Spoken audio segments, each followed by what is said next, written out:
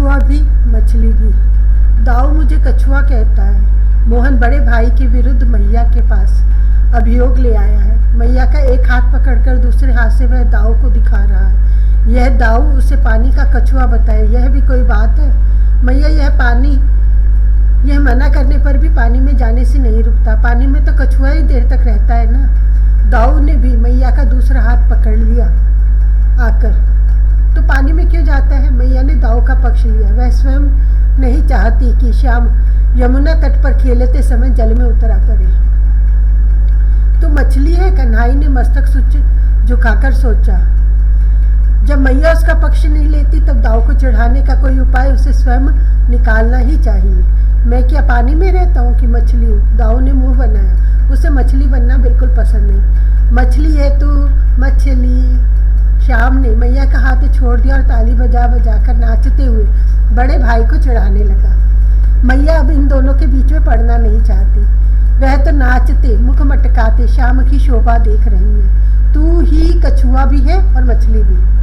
दाऊ ने ही चढ़ाया बदले में है। श्याम ने नृत्य करना बंद कर दिया। वह अकेला ही कछुआ भी और मछली भी। बड़ी विचित्र भंगी से वह देख रहा है बड़े भाई की ओर। तू काला काला कछुआ और गिलगिली सी मछली है। दाऊ ने विशेषण जोड़े और ताली बजाकर हंसने लगा। लो, श्याम धप्प से भूमि पर बैठ गया। वह दोनों हाथ खींच कर हिला रहा है, मस्तक झकझोर रहा है, ऊँ कर रहा है। वह भले कछुआ या मछली होता, पर काला कलूटा कछुआ और गिलगिली मछली एक साथ बनना उसे बहुत खराब लगता है। दाऊ ताली बजाकर कूदता हुआ चढ़ा रहा है। श्याम भूमि पर बैठा खींच रहा है। अब वह लौट जाएगा, भूमि पर लौट जाएगा। क्यों चढ़ाता है ये दाऊ से? मैया झुक कर पुचकार रही है, उठा रही है और दाऊ को कृत्रिम रोष से नेत्र बनाए हुए धमका रही है। भला मैया का यह कन्नू कछुआ मछली कैसे हो सकता है? भोजन ले, मुख खोल। बाबा ने दही भात का नन्हा सा मीठा ग्रास उठाया, किंतु मोहन ने हंसकर मुख घुमा लिया। श्री वज्रराज भोजन करने बैठे हैं। उनकी थाली के पास दाहिनी और राम और बाई और श्याम का आसन लगा है।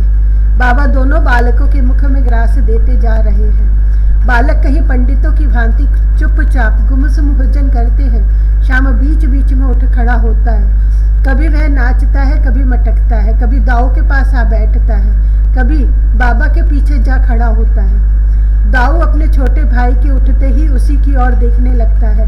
बाबा बार बार पुचकार कर कन्हई को बुलाते हैं।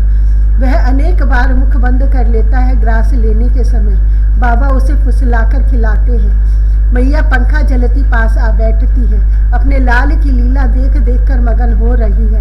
वह भी बार बार शाम को पुचकार कर भोजन के लिए प्रोत्साहित कर रही है।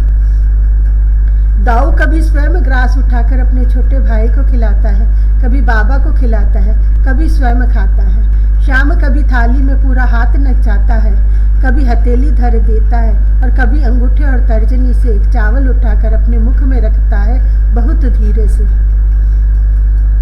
मोहन कभी एक चावल का नन्हा ग्रास बड़े भाई के मुख में झुक कर देता है और कभी बाबा के मुख में देने को हाथ उठाता है। बाबा मुख झुकाकर उसके कर का चावल ले लेते हैं मुख में। कभी बीच में श्याम वही एक चावल का ग्रास लिए भाई हथेली भूमि पर टेक कर उठता है और मैया के पास पहुंच जाता है। सब भोजन करते हैं तो मैया क्यों बैठी रहे? वह मैया के मुख में ग्रास देने को हाथ बढ़ाता है। ब्रजराज के अधरों पर मुस्कान आ जाती है। मैया हंसते हंसते मुख हटा लेती है और किसी प्रकार हाथ में वह ग्रास ले लेती है। मैया बीच बीच में कन्हई बीच बीच में मैया का हाथ या साड़ी पकड़कर खींचता है। चल तू भी खा। मैया हंसती है और किसी प्रकार मनाती है। श्री वज्रराज की दाढ़ी और पेट पर उनके पुत्रों ने उजली बूंदें गिरा दी हैं। राम श्याम के मुख, कर, वक्ष, उदर दधी चावल से भूषित हो रहे हैं। तेरा पेट भर गया? मुख हटाते श्याम से बाबा ने पूछा। पेट भरना चाहिए ये तो कन्हई ने सोचा ही नहीं था। भोजन तो मुख में लेने की वस्तु है, उससे पेट भी भरा जाता है। बाबा का पेट तब अभी कहाँ भरा है, उसमें अभी एक छोटा गड्ढा दिखता है। कन्हई एक चावल का ग्रास उठाकर बाबा की नाभि में भर रहा है। बाबा का पेट भर रहा है वह। फिर ये मैया इतनी हस्ती क्यों है? रूठा दाऊ, कन्नू तेरा दादा रूठा बैठा, उसे मनाला लाल। मैया जानती है कि रूठने पर दाऊ को केवल उसका छोटा भाई ही मना सकता है। श्याम रूठता है तो पृथ्वी पर लोटपोट हो जाता है, पैर तथा हाथ जोर जोर से हिलाता है, मैया के केश वस्त्र नोचता है और जो वस्तु हाथ में आ जाए उसे पटक देता है, दहेड़ियां और मटके फोड़ देता है, माखन फेंकने लगता है, दही दूध पृथ्वी पर ढुलका देता है, जो भी उपद्रव करते बनता है सब करता है। दाऊ प्रसन्न हो तो भले मैया की चोटी खींच ले और दही माखन फैलाकर खेले, किंतु रूठने पर वह गुमसुम बन जाता है, घर के किसी कोने में जा बैठता है और कोई मनाए कोई पुचकारे आंख उठाकर देखेगा भी नहीं उसकी ओर। कृष्ण अनेक बार रूठता है और रूठने में भी एक छटा, एक आनंद, एक मोहकता है। वह रूठे तो मैया मना लेगी। दाऊ का रूठना यह जन्म से पूरे 1 वर्ष तक, श्याम सुंदर के जन्म तक न तो बोला और न हंसा या मुस्कुराया, गूंगा बना रहा वर्ष भर। इसके रूठने से मैया डरती है, कोई नहीं चाहता कि वह रूठे, इसे डांटने की बात भी कोई नहीं सोचता। आज दाऊ रूठ गया है। मैया मोहन को डांट रही थी, यह छोटे भाई को बचाने आया तो इसकी बात नहीं सुनी गई। अब रूठ कर कोने में जा बैठा है, कोई कन्हाई को कुछ कहे यह बिल्कुल सह नहीं सकता। लाल, मैया देखा इसे मुख लटकाकर हटते और चौंक गई। झट पुचकारी लपकी, गोद में उठाया, मुख पोंछा, किंतु दाऊ तो रूठ चुका। वह क्या इतनी सरलता से मानता है? मैया की गोद से उतर गया और कोने में जा बैठा है। श्याम सुंदर बड़े भाई के पास आ गए, कंधे पर हाथ रखकर 2 क्षण पीछे खड़ा रहा, सामने आया और फिर बैठ गया। दाऊ तो देखता ही नहीं उसकी ओर, उसने तो मुख झुका रखा है और नेत्र नीचे कर लिए हैं। मोहन ने बैठे बैठे ही झुककर अपना मस्तक भूमि पर रख दिया है।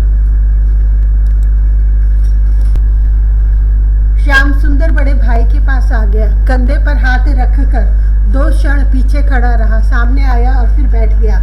दाऊ तो देखता ही नहीं उसकी ओर, उसने तो मुख झुका रखा है और नेत्र नीचे कर लिए हैं। मोहन ने बैठे बैठे ही झुककर अपना मस्तक भूमि पर रख दिया।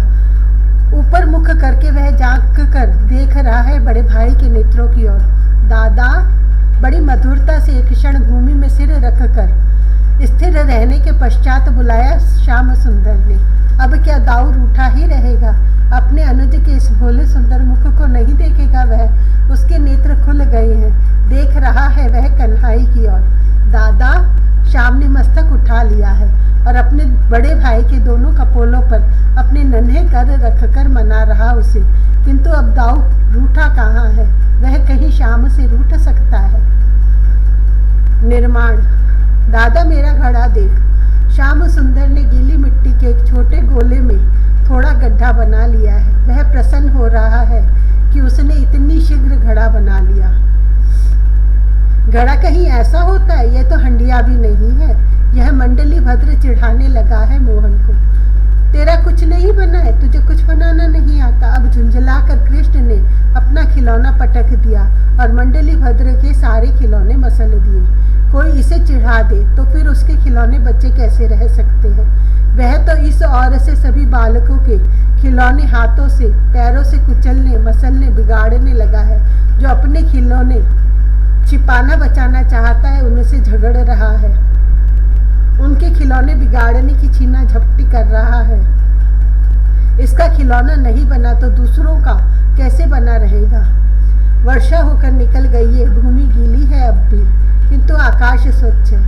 प्रातःकालीन धूप ने वृक्षों की चोटियों को सुनहला कर दिया है। झुंड के झुंड छोटे छोटे बालक गोकुल में नंद भवन के सामने मार्ग के दोनों ओर एकत्र हो गए हैं। अभी अभी घरों से आए हैं वे, सबके केश संवारे गए हैं, सबके नेत्र अंजन रंजित है, सबके शरीर नाना अलंकारों से अलंकृत है। कुछ कछनी लगाए हैं, कुछ दिगंबर हैं। बालक गीली मिट्टी से खिलौने बना रहे हैं। अपने हाथ पैर उन्होंने मिट्टी से सान लिए हैं। कोई खड़ा है, कोई बैठा है। वे अपनी समझ से घड़े, हंडिया, दीपक, गाय, बछड़े, मनुष्य आदि बना रहे हैं मिट्टी से और फिर बड़े उल्लास से दिखलाते हैं दूसरों को। कन्हाई झगड़ रहा है, उलझ रहा है, सबके खिलौने बिगाड़ रहा है।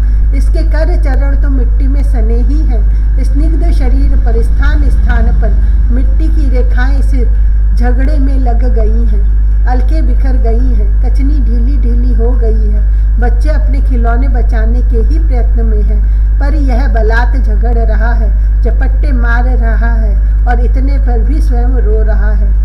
बड़ी बड़ी बूंदें नेत्रों से कपोलों पर आ गई है इसकी। तू रो मत, मैं तेरे लिए घड़े बना देता हूँ। दाऊ अपने छोटे भाई को मना रहा है, अपने मिट्टी के सने हाथ से ही उसके अश्रु पोंछ रहा है। मैं बनाऊंगा, तू यहाँ बैठकर देख, तू मत बना। कन्हाई चाहता है कि दाऊ अलग कुछ न बनाए। दाऊ भी बैठ गया है छोटे भाई के सामने। झुककर बड़े ध्यान से वह कन्हाई के प्रयत्न को देख रहा है और सम्मति भी देता जाता है। लोग कहते हैं कि यह इतना बड़ा ब्रह्मांड इसी ने बनाया है। हाथ में मिट्टी का नन्हा गोला लिए जितने प्रयत्न, जितनी एकाग्रता से वह एक खिलौना बनाने में जुटा है, उतने प्रयत्न से क्या ब्रह्मांड बनाया होगा इसने। उलझन। कन्नू दाऊ क्या करे? उसका यह छोटा भाई बहुत अधिक चंचल है और प्रायः दाऊ के शरीर पर ही लोटपोट हुआ करता है। कभी गले में दोनों हाथ डालकर पीठ पर चिपकेगा, कभी पेट पर सिर रखकर सोना चाहेगा और कभी बगल में सटकर बैठ जाएगा। न इसे बड़े भाई के बिना चैन पड़ती और न दाऊ से इसके बिना दो क्षण रहा जाता है। आज इस चपल ने अपना सिर बड़े भाई के सिर पर रखकर खूब हिलाया, रगड़ा और अब दोनों भाइयों की घुंघराली अलके परस्पर उलझ रही हैं। दाऊ बहुत चाहता है कि सुलझा ले इस उलझन को, पर यह क्या उसके बस की बात है। उसके छोटे छोटे हाथ केशों की उलझन कैसे सुलझाएं। यह कन्नू पूरा नटखट है। केश उलझाकर अब हंस रहा है, ताली बजाकर मगन हो रहा है। इसे इसमें अब कोई झंझट ही नहीं दिखती कि अपना सिर बड़े भाई के सिर से दूर हटाया नहीं जा सकता। यह तो सिर हिला हिला कर दाऊ के प्रयत्न को और भी विफल किए दे रहा है। बार बार अग्रज की ओर देखता है और हंसता है। इसके खिले लोचन कहते हैं, दादा तेरी अलके उलझ गई, जैसे इसकी अलके उनमें नहीं उलझी हैं। केश खींचेंगे तो कृष्ण को कष्ट होगा, दुखेगा इसका सिर। दाऊ अच्छी उलझन में पड़ गया है। कन्हाई हंसता है, सिर हिलाता है और दाऊ को अपना मस्तक उसके मस्तक से सटाए रखना पड़ता है। चल मैया के पास चले। हाथ पकड़कर बड़े भाई ने छोटे भाई को उठाया। नन्हा सा दिगंबर कृष्णचंद्र कटी में मेखला और चरणों में रुनझुन करते नुपुर बड़ा प्रसन्न है। अटपट पदों से नाचता सा, झूमता सा, बीच बीच में ताली बजाता जा रहा है। अपने अनुज का कंधा पकड़े उससे कुछ अंगुल बड़ा और स्वर्ण गौर अग्रज कटी में जरा सी नीली कचनी बांधे अपना सिर कुछ झुकाए बड़े प्रयत्नों से इस चेष्टा में लगा है कि कहीं उसका मस्तक छोटे भाई के मस्तक से कुछ अंगुल हट न जाए। उसका प्रयत्न बहुत कठिन है, क्योंकि यह कन्नू तो तनिक भी ध्यान ही नहीं देता कि अलके उलझी हैं। मैया। दाऊ ने मैया को पुकारा। मैया ही पास आ जाए तो इस प्रयत्न पूर्वक चलने के बचा जा सके। कन्नू ने मेरे केश उलझा दिए हैं। कन्हाई को इस अभियोग में कोई आपत्ति नहीं। वह ताली बजाकर हंस रहा है। यह क्या किया तुम दोनों ने? मैया हंस उठी। देखते ही वह अपने दोनों पुत्रों को सामने बैठाकर उनकी उलझी अलके सुलझाने लगी है। दो देवता।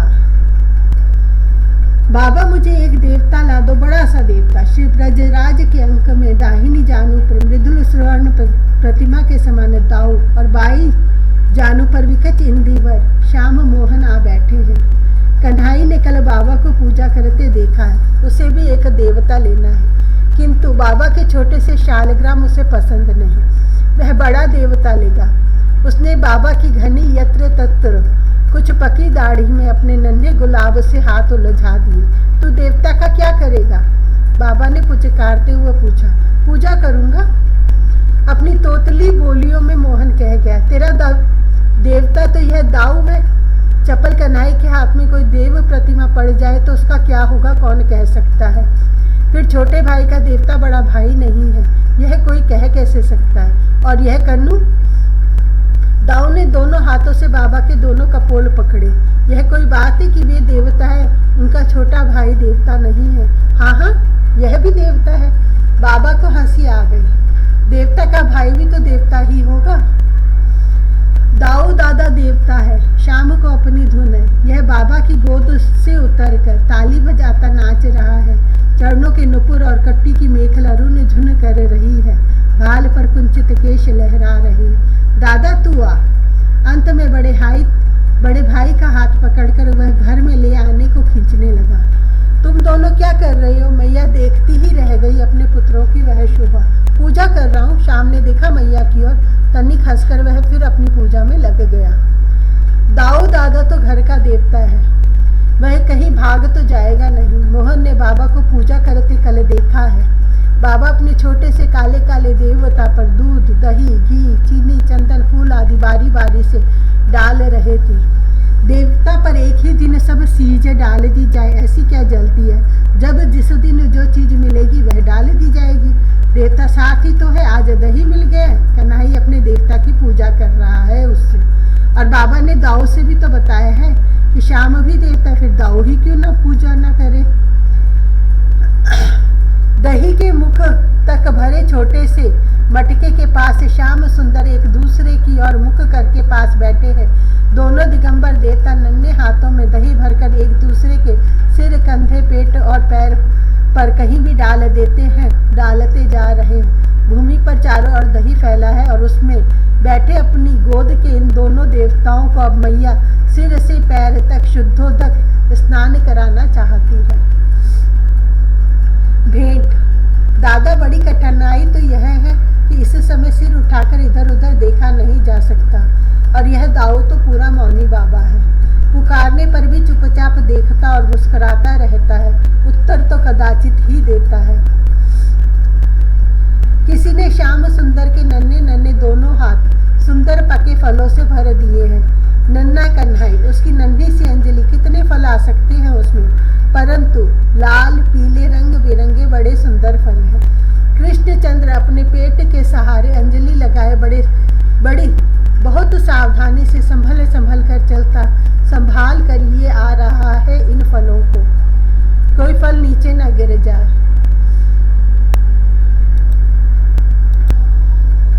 दिगंबर श्याम, चरणों के नुपुर और कटी की किनकिनी इस मंद गति से क्वचित ही तनिक सा शब्द कर पाती है। मस्तक झुकाकर फलों को देखने और गिरने से बचाने के प्रयत्न में व्यस्त है मोहन। घनी उल्के झुककर मुखमंडल पर चारों ओर से लटक आई है। पदों की गति शिथिल और अरब राती सी हो अस्त व्यस्त है। दादा, खड़े होकर कन्हई ने सिर उठाया और कुछ झुके हुए फलों को संभालते हुए ही देखा उसने। वह क्या? सामने बैठा है उसका दादा, पालकी मारे आंगन में बैठा है और छोटे भाई की ओर देखकर मंद मंद हंस रहा है। मोहन के अधरों पर भी स्मित आया। उसने फिर मस्तक झुका लिया। चरणों में उल्लसित गति आ गई। फद फद जल्दी जल्दी चलने के प्रयत्न में लग गया है वह। किंतु इतने फलों को लेकर चलना क्या सरल काम है? दादा, श्याम सुंदर दाऊ के पास आकर धीरे से भूमि पर बैठ गया।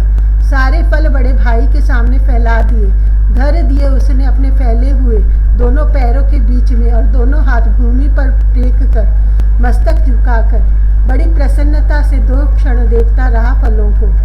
देहली से यहाँ तक 20 डग की भारी दूरी, इतने फल अंजलि और पेट पर लाद कर यह सुकुमार चलकर आया है। थक नहीं गया होगा, किंतु इसे थकान का ध्यान नहीं। यह तो प्रसन्न हो रहा है। कितने फल लाया हूँ मैं, कितने सारे, कितने सुंदर। पालकी मारे नीली कछनी मात्र बांधे गौरी दाऊ के सामने दोनों चरण दोनों ओर फैलाकर उनके बीच में रंग बिरंगे फल बिखेरे, दोनों हाथ भूमि पर टेके। उसका यह नव नील नीरद दिगंबर अनुज अब यह वैसे ही बैठा मुस्कुराता अग्रज के मुख की ओर मुख ऊपर उठाकर मुग्ध भाव से देख रहा है। दादा क्यों उसी को देख रहा है? कितने अच्छे फल हैं, खाना इन्हें। किंतु दाऊ तो एक फल उठाकर उसी के मुख से लगाने जा रहा है। दादा, श्याम सुंदर दौड़ता दौड़ता खड़ा हो गया है, बड़े भाई को पुकार रहा है। आजा तू। दाऊ ने मुड़कर पीछे देखा और हाथ फैलाकर छोटे भाई को बुलाया। नहीं, तू यहाँ आ, कन्हई ने वहीं खड़े खड़े कहा और अपनी कचनी खोलने में लग गया। यह कचनी भी एक उपद्रव है, यह दौड़ने नहीं देती। मैया जब पीताम्बर की कचनी बांध देती है, बहुत थोड़ी देर रह पाती है वह श्याम की कटी में। यदा कदा ही मोहन उससे प्रसन्न होता है, प्रायः वह उसे खोल कर चाहे जहाँ फेंक आता है। तू थक गया? दाऊ अपने छोटे भाई के पास लौट आया। उसका यह छोटा भाई कितना सुकुमार है, यह थक तो गया ही होगा। तू आगे।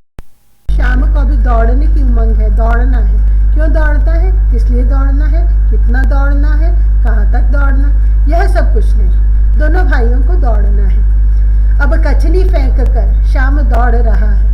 वह लद बद दौड़ता जा रहा है। हिल रही है घुघराली अलके, हिल रहा है वक्ष पर नन्हे मुक्ता फलों का हार, हिल रहे हैं दोनों कर कमल, लाल लाल चरण फद फद करते उठ गिर रहे हैं। नुपुर एवं किंकिणी शब्द कर रही है।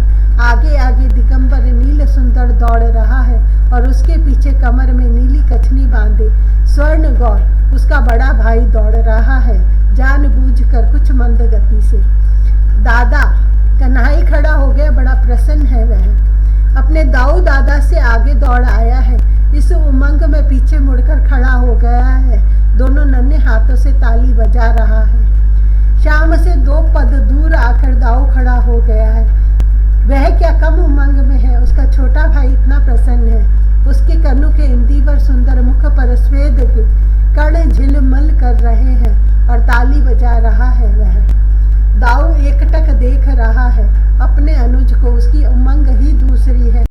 दौड़ कन्हई फिर दौड़ने को मुड़ पड़ा है। मैं तो थक गया, दाऊ ने साथ नहीं दिया। दाऊ ने साथ नहीं दिया। तू थक गया दादा? श्याम लौट आया है बड़े भाई के पास और उसका हाथ पकड़कर झूम रहा है, हंस रहा है। कौन थका है? इन दोनों में कोई थका हो या न थका हो, देखने वालों के पलक अवश्य थक